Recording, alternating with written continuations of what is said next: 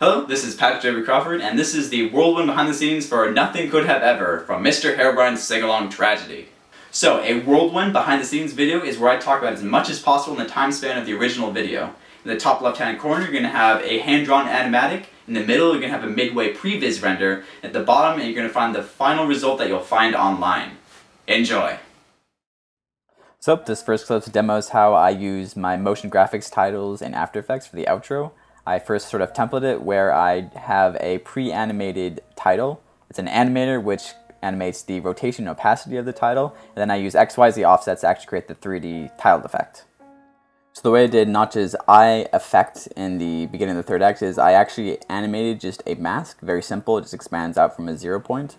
And then I add turbulent displace in After Effects where I over time increase the complexity value to the point where it becomes overly distorted, at which point I just cut the footage. This demonstrates the use of my color saturation slider, which basically I use for the effect of the counts becoming corrupted. They become corrupted, I pull down the slider and they become desaturated.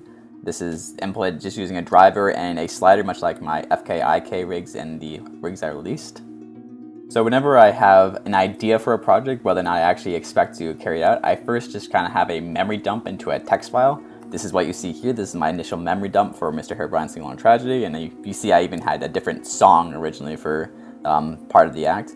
Once I actually get into production though, I use actual log files where I have much more detailed or sequential flow of information. I log what day it is and kind of more specifics. I have one for animation, and I also had one for just working with the rest of my crew in this case, so that I could say I asked for this point, I want to follow up on this point, and I have a sequential flow of thoughts. This unsuspecting shot is what I would actually say to be one of the hardest camera movements I did in the entire production. It was kind of deceptive in that I wanted to make it seem smooth and even speed as it zoomed out, but as you zoom farther out, things expand at a slower rate, so I had to carefully work with the curve editor to make it compensate for that.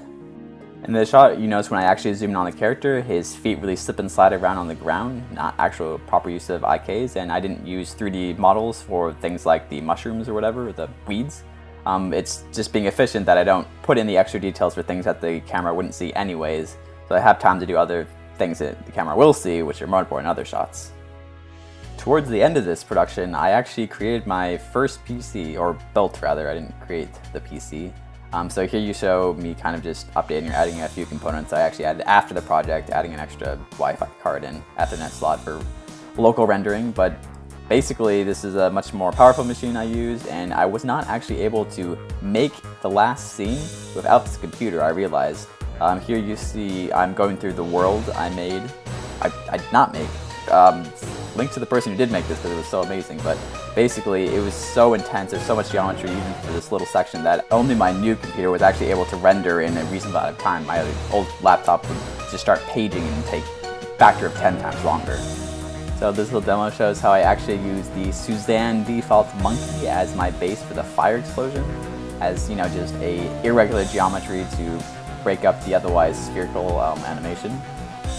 Here I show kind of some of my little Easter eggs, I guess. I always like, you know, when you put this much time into an animation, you want to make things special, so I have like references to my team members and things that they've done, like what does the squid say, and it's always fun to add clever new content, right? Although I will say I actually expect to put a lot more details in that last scene. I ran out of time. So that was the whirlwind behind the scenes for Nothing Could Have Ever. If you're interested in seeing the other whirlwind behind the scenes for the other acts, you can check those out at left. If you want to see more in-depth material for the behind the scenes of this production, you can check out this playlist here, which I will continue to add to. And as always, thank you for watching. Moo-Ack.